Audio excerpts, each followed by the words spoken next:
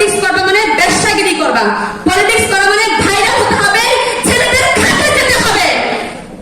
Sorry, এটা আমাকে শুনতে হয়েছে, কারণ আমার ব্লাডে পলিটিক্স নাই। সত্যি কথা, যখন ওই কল্যাণটা ভাইরাল হলো যে কচি মেয়ে লাগবে, যে কচি মেয়েকে পাঠাও, একটা নারী কিন্তু দেখে নারী খাচ্ছে, কষ্টটা ওখানে।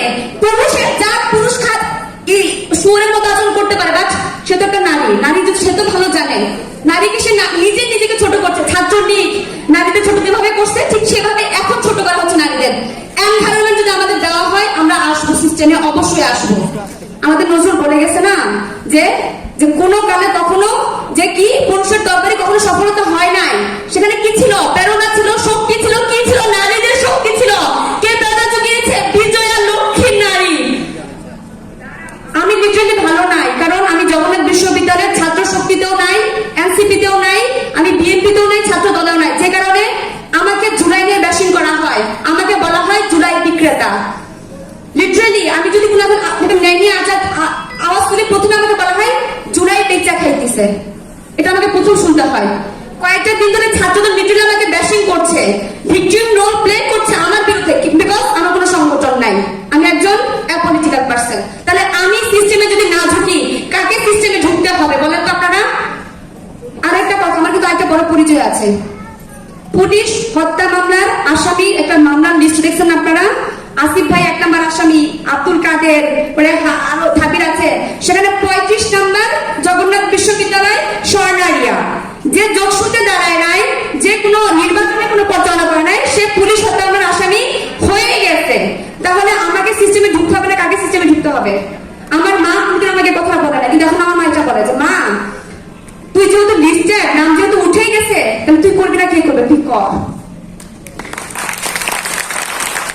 গতবার পার্লামেন্টে যখন জুলাই ঘোষণাপত্র 5ই অগস্ট হবে, তখন আমাকে ইনভাইটেশন কার্ড পাঠায় আসিফ ভাই, মানে তখন কার্ড পাঠায়। সেই পার্লামেন্টে কেন যাবো, আমার ফ্যামিলি মেনে নেয় নাই। ইভেন আল জাজিরা যে ছবিটা প্রকাশ পেয়েছে, আমার আপনি আমাকে একটা কথা বলে যে তুই আন্দোলনের কাছে ভালো কথা, তুই রিক্সা ধরে স্লোগান কেন দিবি? 5ই অগস্টে যখন আমি অ্যাম্বুলেন্স রেডি করি, আমি ঢাকা আসবো, আমার বাড়ি কিন্তু মাইনেছি, আমাকে হল থেকে বের করে দেওয়া হয় লিটারেলি।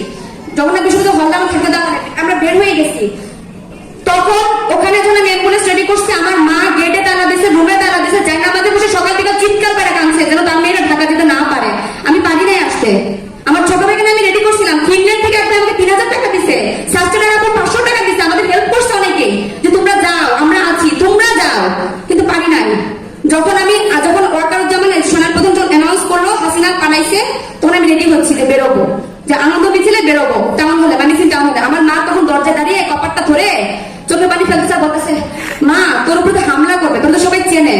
তখন আমি হাসি মুখে বলছি তুমিও লও, তুমিও রেডিও, তুমিও লও। ওই দিন প্রথম আমার মা আমার হাত ধরে টাউন হলে আনন্দ মিছিল আসে। স্বাধীনতা দেখি নাই, 5ই অগস্টের স্বাধীনতা দেখছি। ওই দিন যখন আমি ওই টাউন হলে দাঁড়িয়ে বক্তব্য দিই, তখন মহিলারা এসে আমার মার পেটে হাত দিয়ে এভাবে গর্ব করতো যে গর্ব গর্ব গর্ব। তখন আমার মা বুঝছে তার মেয়ে কি জিনিস। তাই কথা একটাই বলবো, সিস্টেমে যদি ঢুকেই গেছি